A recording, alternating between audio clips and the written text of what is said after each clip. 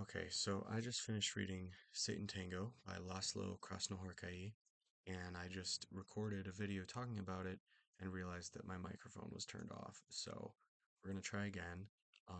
This is probably gonna come out pretty quiet. I'm trying to talk quietly because it's pretty late at night, and my girlfriend's asleep upstairs. But uh, yeah, so I really liked this book. I started reading it immediately after I finished um, The Melancholy of Resistance by Laszlo Krasznahorkai. I wanted more of his writing immediately, so I jumped right into this. This book is about a very small rural community in Hungary where um, it's very like dour and depressing. Buildings are falling apart. Cats making noise. Buildings are falling apart. It's constantly raining. There's like an infestation of spiders, and everybody's like depressed, but they have hope to get out of this community. There's this guy named Irimiash who it's pretty clear to the reader that he's a con man, but to the people of this tiny little village, he's going to lead them out of the village and find them a different life, a better life somewhere else in the country. Um, so the book the first half of the book kind of establishes the atmosphere and their relationships with each other. And then in the middle of the book, Irimiyash shows up, and then the second half of the book is sort of them following his scheme and going through his plan and everything. Um, it's interesting. The chapters are numbered 1, 2, 3, 4, 5, 6, 5, 4, 3, 2, 1.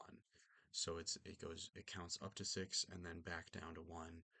Mm. And I read somewhere that the numbering of the chapters as well as like the structure of the plot is supposed to imitate the steps of a tango.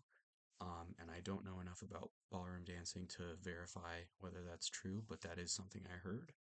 And I think that makes sense. Um, but yeah, so compared to the other Krasznahorkai book that I read recently, which is The Melancholy of Resistance, this one I would say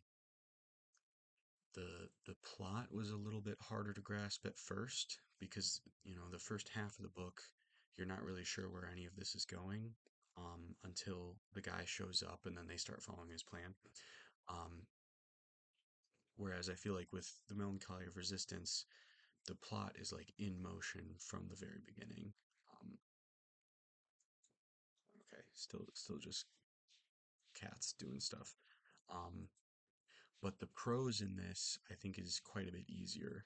Krasznahorkai is known for having these very long sentences, and not having paragraph breaks. And there's not paragraph breaks in this, but there are more chapter breaks compared to um, the Melancholy of Resistance. But yeah, no paragraph breaks, just blocks of text. But the sentences are not as long as the Melancholy of Resistance. And I will say, and I said this in my video about the Melancholy of Resistance, I didn't find the long sentences that difficult, honestly. But going from that to this, where we have some really long sentences, but there's also a lot of shorter ones, um, it is easier. Like I got used to it in that book, but then coming to this, where there are a lot more short, more like normal sentences, um, it is easier. So that was a big difference. I mean, this was the first book that Krasznahorkai wrote. It wasn't translated into English until like 2012, but he wrote it in 1985, and it was his first novel. So maybe he wasn't ready to fully dive into his personal style of the giant monster sentences yet. Um, but yeah, what else was I gonna say? I'm trying to remember everything I said the first time I tried to record this. So the okay, I'll go through the some of the characters because this is a very funny book. Despite being kind of dark and having this very depressing atmosphere, there is a lot of humor in it, and most of the humor comes from the interactions between the people in this village. Um, so there's a couple of couples. There's the Croners, the Holliches, and the Schmidts. And then there's a couple single characters. There's the landlord who's also the bartender, um, and the headmaster. Um, there's Oh, and then there's the doctor who is not part of the scheme. He doesn't leave the village with the con man.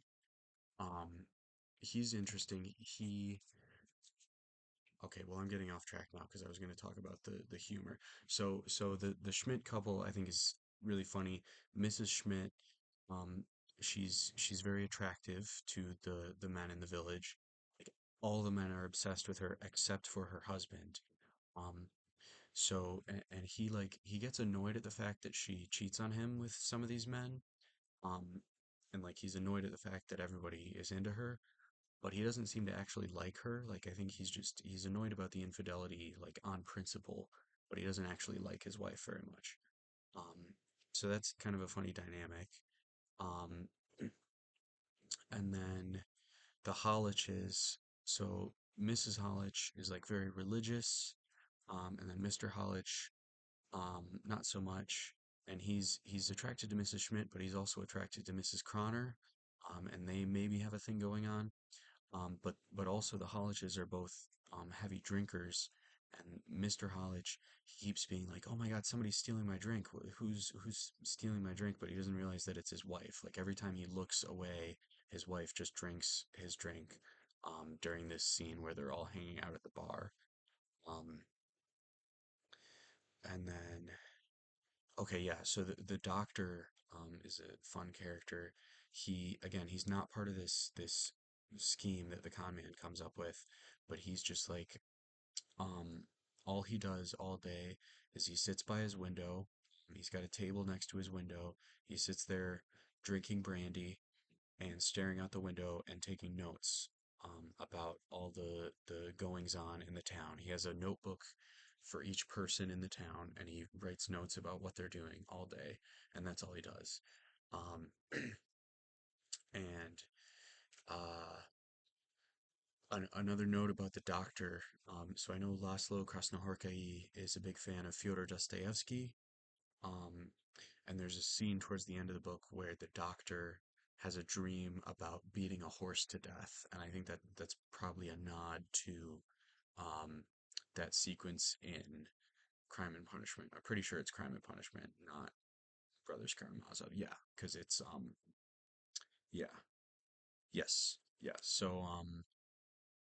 I think that's probably a reference, and that was kind of fun.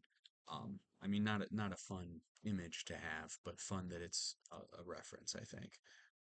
Uh, yeah, so it's the structure of the book is interesting. You spend the first half just sort of anticipating the arrival of this con man, then he shows up, and then they follow his plan. And I don't want to spoil too much of what happens with his plan, but there's a lot of humor, but it's very bleak and depressing atmosphere, and that's an interesting contrast. Uh, I enjoyed that. I enjoyed the writing style. I'm going to be reading some more Krasznahorkai soon. I'm sitting right here. I've got another one of his novels, the most recent one to be translated into English, and then I've got a bunch of his shorter works. I think this one is usually referred to as a novel, um, but it's quite short. I would probably call it a novella. It's 130 pages. I feel like you got to be over 150 to be a novel. I think 130 is a novella. But anyways, this one's supposed to be pretty good. Um, and then I've got another novella, and I've got this is like two novellas and two short stories. Um, so yeah, I'm gonna read probably one of these three shorter ones soon. Um, this one will be sometime next year. Uh, yeah. Yeah, so I'm still really liking Krasznahorkai.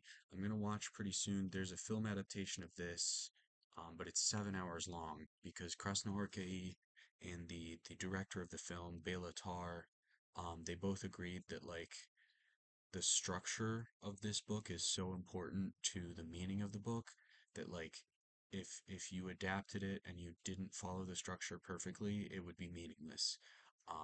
That's how they both felt about it. So they followed the book like beat for beat perfectly, but that does result in a movie that's 7 hours long. So, um, yeah, I mean, I'm gonna have some time off for the holidays soon, so I'll watch this 7 hour movie. Yeah, I'm trying to think if there's anything else I wanted to say. I hope I said everything that I said the first time I tried to make this video. I don't know, I probably didn't. There's probably something lost forever, but uh, yeah, I talked about the humor, talked about the atmosphere. Oh, the spiders, I'll say, kind of a funny aspect to the spider infestation. There's a scene where all the characters are waiting in a bar for Iramiya to show up. It's right in the middle of the book, chapter 6, and he shows up at the end of that chapter. Um, but before he shows up, they're all waiting for him at this bar, and they're all drinking, and it's getting very late, and eventually they all pass out, and they're not out very long, because he ends up arriving, but during the brief time that they're all asleep, they all get covered in spider webs because these spiders are just so numerous and they're so active. Like there's constantly, anytime we have a scene in the bar, and there are a couple chapters that take place in the bar, um, everything's covered in cobwebs, and there's nothing you can do about it because as soon as you sweep them away, there's just more being made. Um, so that was an interesting idea. But yeah, I think that is it now. So I'm gonna go to bed.